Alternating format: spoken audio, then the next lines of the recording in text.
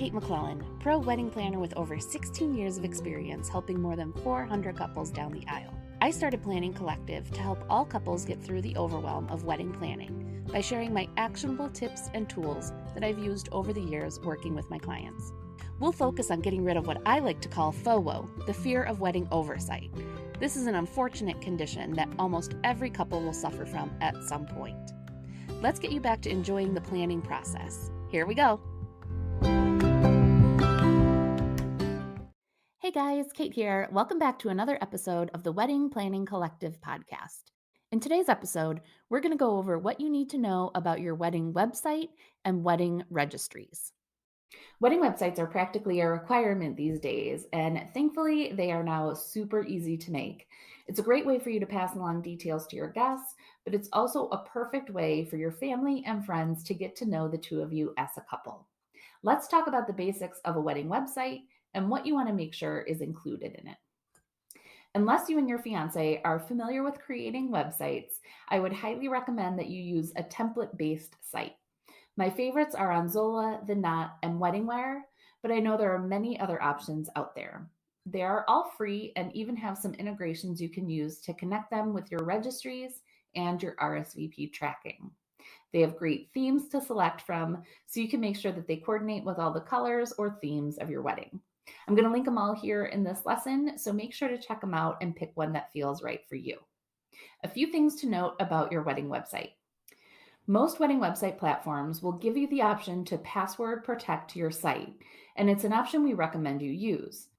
Wedding websites can contain private information from your wedding venue and date to your mailing address for non-registry gifts.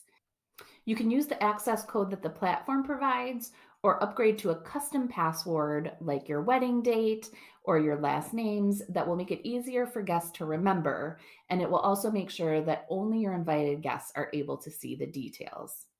Make sure you share your story on your website, but do it briefly. Wedding websites are a fun peek into the couple, their love story, and who's in the wedding party, but keep it short and sweet. You can give a quick overview of how you met each of your wedding party members and a short story version of how you and your partner met, fell in love, and got engaged. Hit the highlights, but you can skip the nitty-gritty details. Make sure you're not mentioning invite-only events on your website. Just because everyone who has access to your wedding website is on your wedding guest list, that doesn't mean that they're going to be invited to all of your wedding events. If you're having exclusive events like a rehearsal dinner that's just for the wedding party or a small group, or maybe a brunch the next day, you wouldn't want to include that on your website. Your website is a great spot to put your travel location. So if you have hotel blocks or if you want to include information on how to get to and from different venues, the website is a great spot to include this. You can also list the timeline for the weekend's events on your site. But again, be cautious about what you're listing if not everyone is going to be included to every event. However, you can list some things for people to do in their downtime. If you have some favorite restaurants or places that you like to hang out around where your wedding is going to be, the website is a great place for you to list those so that while you're doing other things that weekend, your guests have some activities to take part in. And finally, your wedding website is a great place to link to your various registries for your showers and your wedding. While it's generally not considered proper etiquette to list your actual registries on invitations, you can list your wedding website on the invitations, and if that includes a link to your registry, then that is taking care of two birds with one link. Let's talk about wedding registries in a little more detail. A wedding registry is essentially a service that many online and retail stores offer that allows you to pre-select gifts that you and your fiance need for your home. Wedding registries are another one of those things that's feeling a little bit old school, especially if you and your fiance have been living together for a while and maybe don't need a lot of the standard household items. But let's talk about why they're still important and how you can make the best of it, even if you don't need those standard household items. But first, let's talk about when you should put together your registry. If you're having a wedding shower, you should be registered by the time the invitations go out. The shower is most likely the first event that people will be purchasing gifts for you, and you want to give them some guidance or direction for what you need or want. or else they will decide for you. While the in person registries still exist at stores, meaning when you physically go to the store and choose your items, most couples now take care of their registries online. You can also choose a hybrid of both going in person and online registries, which makes it super easy. So, where should you register? Well, this will obviously depend on the stores that you like and regularly shop at. Make sure to keep in mind how easy it is for the guest to access the stores. This is rarely an issue these days. Almost all stores have an online presence. But if you're looking at smaller local boutique type stores, make sure that you also have some registry items available online for guests that may not be able to physically make it to the store. While you're looking at what stores to register at, look into what their return policy is. Most registry systems will note when an item has been purchased, but you'll want to make sure you're able to return something in the case that you do get duplicates. This will also help if someone goes off the registry and gets you something that you maybe don't want or need. Get clarification on how long you have to return something and if you get store credit versus cash back if you return something from the registry. And while you're registering for gifts, don't shy away from the items that might feel too pricey. While it's common to not want to feel selfish by asking for an expensive gift, remember that some people will go in together to purchase a gift. Getting 4 or 5 people together in on a gift can help you get some of those more expensive items that you need.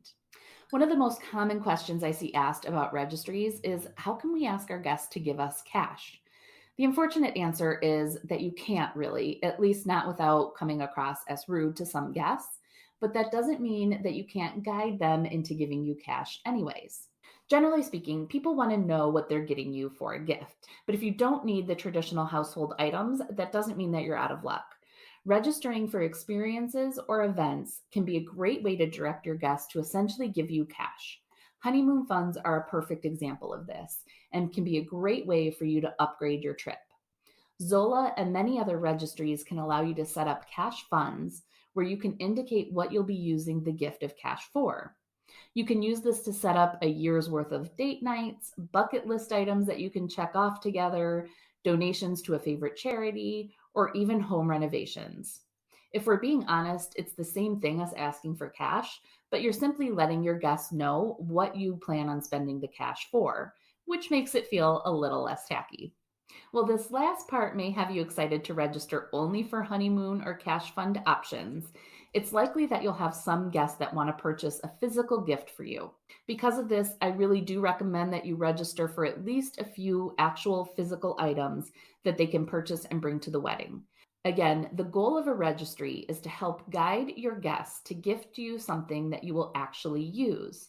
If you don't register for any physical items, you run the risk of them going rogue and purchasing something they think you need and will likely not be able to be returned or exchanged.